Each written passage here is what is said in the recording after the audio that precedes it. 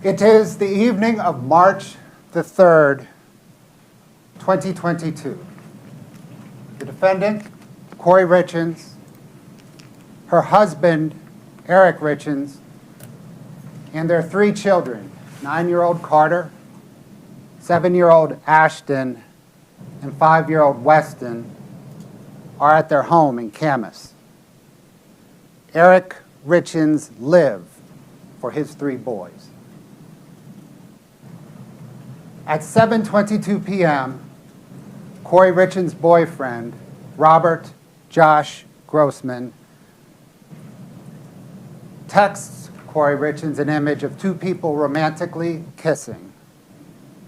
The image is captioned, "Love you." At 8:36, Kouri Richins replies, "Love you." The boys go to bed. Kouri Richins makes Eric a drink and takes it to him in their bedroom. He drinks on the bed. She departs the bedroom. Kouri Richins returns to the bedroom at about 3:00 a.m. She feels that Eric is cold. She nudges him. He does not respond. She sees that he is stiff and pale. His mouth is wide open. At 3:06 a.m., Kouri Richins unlocks her cell phone. She travels 243 feet beginning at 3:08 a.m. She unlocks her cell phone again at 3:10, 3:15, and twice at 3:19. At 3:21, Kouri Richins unlocks her cell phone and calls 911. Paramedics respond, but they are unable to revive Eric. He has no pulse. He is cold. They pronounce him dead at 3:58 a.m. on March the 4th, but they think he has been dead a while. My name again is Brad Bloodworth. I am one of Summit County's criminal prosecutors who, along with Lindsay Shervinack and Fred Burmester, will present to you the state of Utah's aggravated murder case against Kouri Darden Richins for causing the poisoning death of her husband and the father of her 3 children, Eric Richins. The state will also prove to you that 2 weeks before murdering Eric Richins, Kouri Richins attempted to murder him. And 2 weeks before that, by fraud and forgery, she took out an insurance policy on his life. Objection, can we approach? Weeks before attempting to murder Eric Richins, Kouri Richins took out an insurance policy by fraud and forgery on Eric's life. And 2 weeks after Eric died, she submitted a fraudulent claim on yet another insurance policy.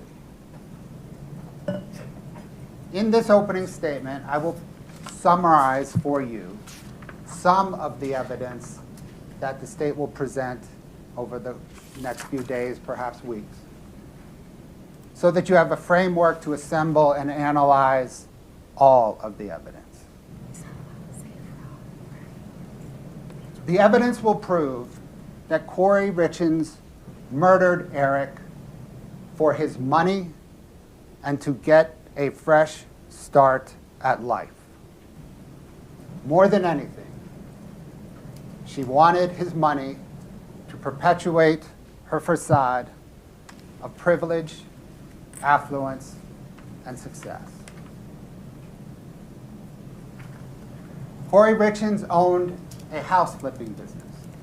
She would purchase, rehab, and resell homes.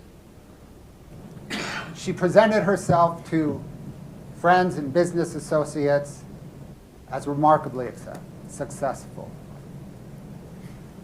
The evidence will prove that on the day that Eric died, Kouri Richins owed over $4.5 million to over 20 different lenders. And she did not have the ability to service that debt because her bank accounts were exhausted and her credit was exhausted. She had been taking out new loans to include payday loans to service existing loans, but her new credit was drying up. In the 5 months leading to Eric Richins' death, Kouri Richins overdrafted over 200 transactions, totaling over $300,000.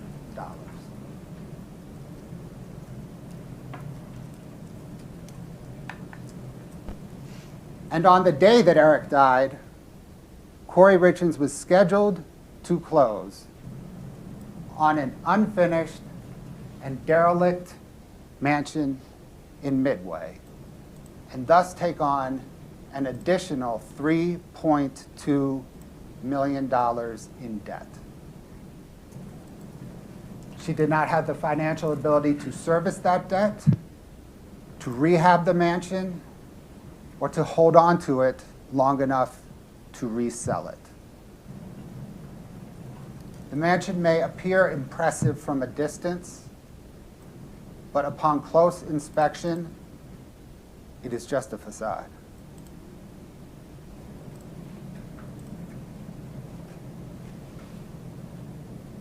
On the other hand, on the day that Eric died, his estate was worth over $4 million.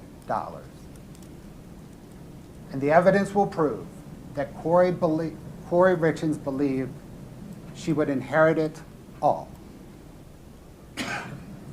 She believed that she would inherit Eric's $2 million interest in a stonemasonry business, an interest that a prenuptial agreement prevented her from getting any part of if they divorced, but permitted her to get all of if Eric died while they were married. She believed that she would inherit the $1 million or so dollar home that they lived in, but that Eric owned separate and apart from her. And she believed that she would benefit from nearly $2 million in insurance on Eric's life, to include the $100,000 policy that she took out a few weeks before he died.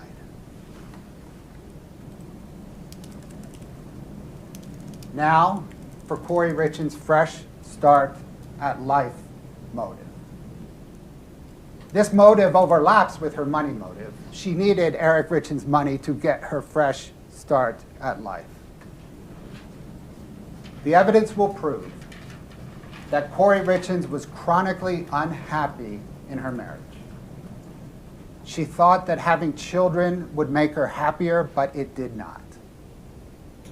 She consulted with a divorce attorney in the months leading up to Eric's death. 3 months before Eric's death, Kouri Richins booked a $4,000, 5-night, all-inclusive vacation for her and her boyfriend, Robert Josh Grossman, at the Secrets St. Martin's Resort and Spa in the Caribbean. They were to check in the month after Eric died.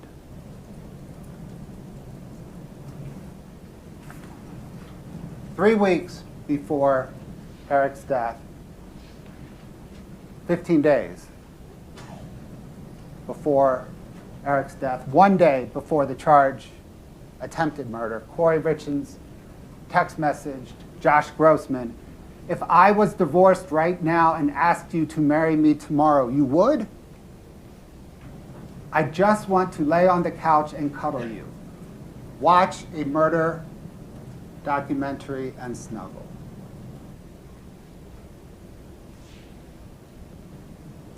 Five days after the charged attempted murder and 11 days before the charged murder, Kouri Richins text messaged Josh Grossman, "Babe, I miss you. I want you today, every day. Not just sexually, but physically, mentally, every day when I wake up. I do want a future together. I do want you. Figure life out together. If he could just go away. And you could just be here. Life would be so perfect. I love you. I don't know what my deal is today. I'm sorry."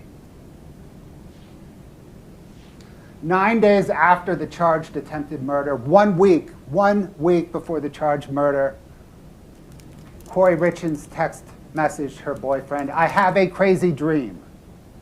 You quit your job. I divorce and come up with millions and millions. We buy Midway and live in the guest house and rent out the huge house as a big event center. $15,000 a day like they charge down the road, maybe $12,000 to stay competitive. And we will just run the event center as our daily job and hang out every day, raise some kids, have a little farm. Deal?"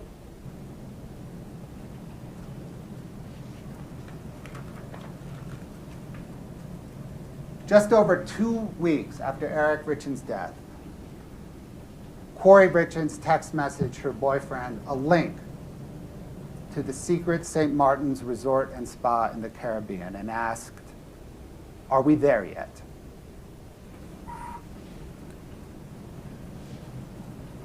One month and 5 days after Eric Richins' death, Kouri Richins texted, "I think I want you to be my husband one day."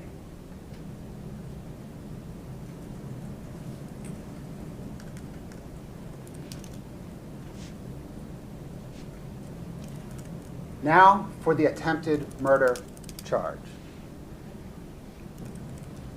Carmen Lauber was a house cleaner who worked for Kouri Richins' aunt's house cleaning company.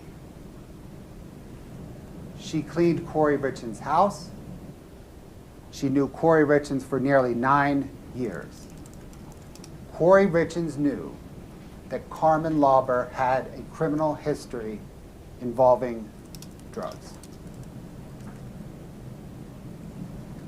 The evidence will prove that on February the 11th, 2022, 3 days before the charged attempted murder, Carmen Lauber, at Kouri Richins' request, purchased illicit pills from a street drug dealer who was a friend of a friend. And she gave those pills to Kouri Richins. That street dealer's name is Robert Crozier, and he sold Carmen Lauber the pills at a draper in Maverick. 3 days later, on Valentine's Day, Kouri Richins purchased a sandwich from the Mirror Lake Diner and left it for Eric Richins. She then departed Camas and met up with Josh Grossman an hour away. At 11:33 that morning, Eric texted Kouri Richins, "I'm gonna lay down for a bit. If I don't start getting better, I'm gonna head to the hospital soon." Shortly thereafter, all activity on Eric's cell phone ceased for nearly 90 minutes in the middle of a busy workday. Once activity resumed, Eric Richins called his 2 best friends. They sounded to him scared, somber, confused, bewildered. A few days after that, Kouri Richins asked Carmen Lauber if she could get something stronger. The evidence will prove that on February the 26th, 5 or 6 days before Eric's death, Carmen Lauber, again at Kouri Richins' request, purchased pills from the same street dealer at the same Maverick in Draper. And she left those pills at a home that Kouri Richins was just finishing up a rehab on. The evidence will prove that those illicit pills contained fentanyl.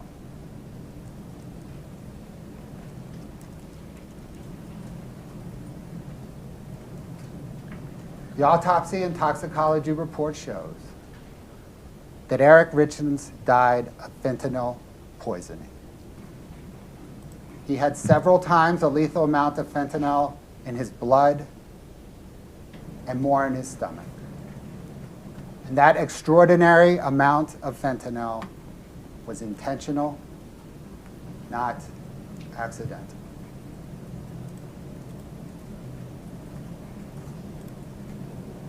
The evidence will prove that time and again, Kouri Richins tried to cover up her attempted murder and ultimate murder of Eric Richins. When confronted with Eric's reaction on Valentine's Day, Kouri Richins text messaged her friend. It was Valentine's Day, and Eric and I were both working from home that day, and I ordered lunch from Mirror Lake. He never broke out in hives or used an EpiPen. I was fucking with him. Bailey was there too. He said the sandwich hurt his stomach, so he was going to nap. No hives, no EpiPen. Kouri Richins was an hour away from Eric Richins with her boyfriend.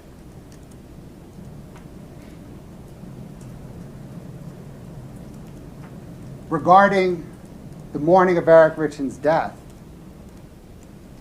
Kouri Richins wrote in a notebook that she entered their room at 3:20 a.m. She saw that when she nudged Eric, nothing happened. She grabbed her phone and called 911.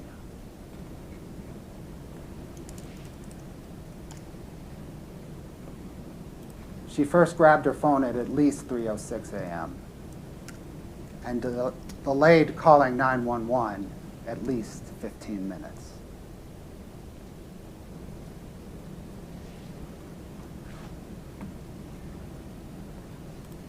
The evidence will also prove that Kouri Richins had a guilty conscience.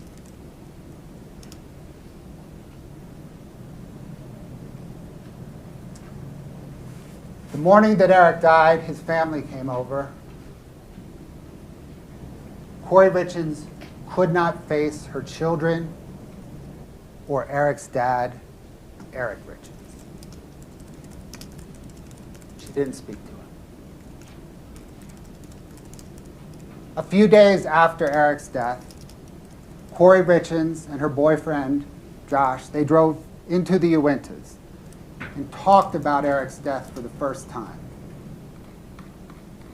Kouri Richins asked Josh, while serving in Iraq, did you ever kill anyone? When he responded, she asked, how did that make you feel?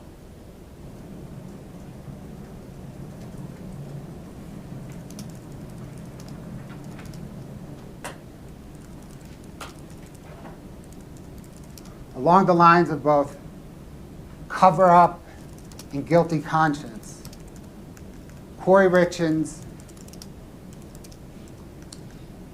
text messages and other data from Kouri Richins' phone for the 2 months leading up to Eric Richins' death and a week or two after have all been deleted. Police seized that phone. She got a new phone. And on that new phone, there were the following internet searches. Can cops uncover deleted messages iPhone? Can you delete everything off an old iPhone without actually having it? Can deleted text messages be retrieved from an iPhone? How to completely wipe an iPhone clear remotely? How to permanently delete information from an iPhone remotely?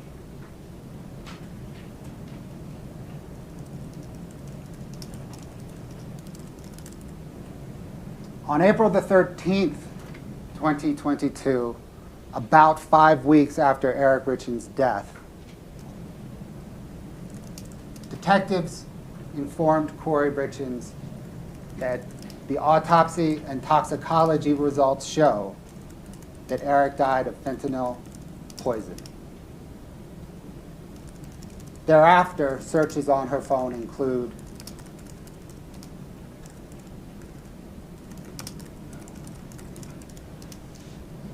if someone is poisoned, what does it go down on the death certificate as?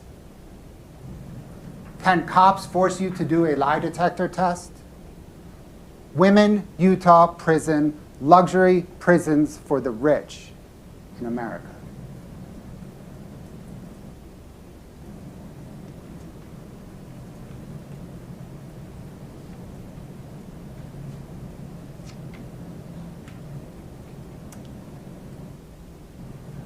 Almost a year after Eric Richins' death, when Kouri Richins knew the police were investigating her for his death, Kouri Richins published a children's book on how to deal with the loss of a parent.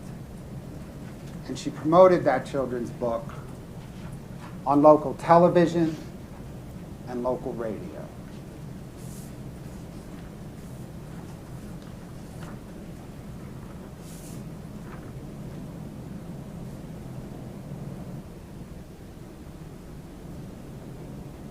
The state will present to you this evidence and more through a series of fact witnesses, expert witnesses, documents, and Kouri Richins' own words. As you evaluate the evidence and you consider it and you weigh it, let me offer 4 recommendations. The first is the evidence will prove that Kouri Richins murdered Eric Richins, but also consider the evidence that proves that Eric Richins did not kill himself or die accidentally. The evidence will prove that Kouri Richins had the means, motive, and opportunity to murder Eric Richins. But please consider the evidence that proves no one else did. Consider the evidence leading up to Eric Richins' death that proves that Kouri Richins murdered him, but also consider the evidence after Eric's death that also proves it. As you evaluate Kouri Richins' conduct, consider the evidence that proves that she richly values and trades on her perceived appearance, affluence, privilege, and success.